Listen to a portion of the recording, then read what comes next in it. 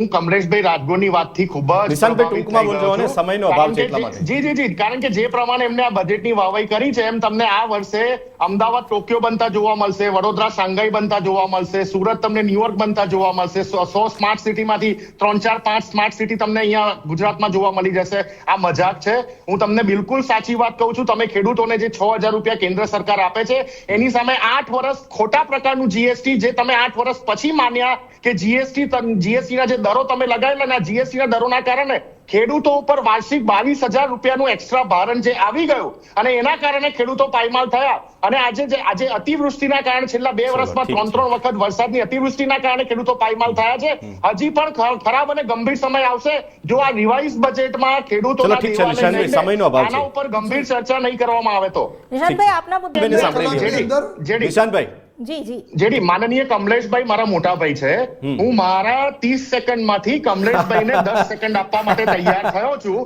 10 second કમલેશભાઈને વધુ આપવા તૈયાર થયો છું. કદાચ ગુજરાત ફર્સ્ટના ઇતિહાસમાં પહેલી વખત એવું થયું હશે કે કોંગ્રેસના પ્રવક્તાએ ભાજપના પ્રવક્તાને પોતાના સમયમાંથી 10 સેકન્ડ આપી.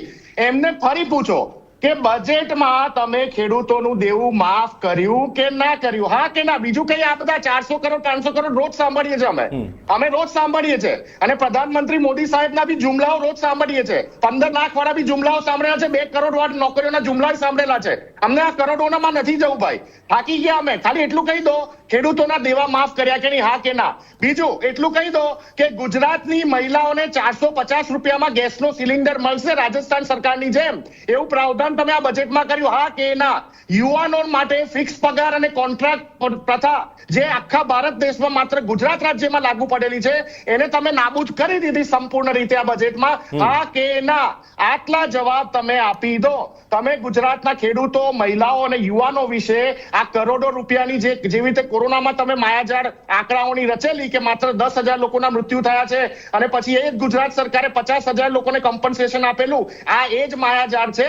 તમે જો કે સુરતમાં આજે સુરતમાં ડાયમંડ 10 સેકન્ડ ડાયમંડનો બિઝનેસ સૌથી મોટો બિઝનેસ એ પડી ભાગ્યો છે. જાપાનના ડાયમંડના કારણે બિઝનેસ પડી ભાગ્યો છે. 7,000 થી વધુ રત્ન કલાકારોની મોત થઈ ગઈ, 54% થી વધુ રત્ન કલાકારોની નોકરીઓ જતી રહી. એમને કમબેક કરવા માટે, એમની પીઠને ઊભી કરવા માટે તમે આ બજેટમાં શું પ્રાવધાન આપ્યું છે?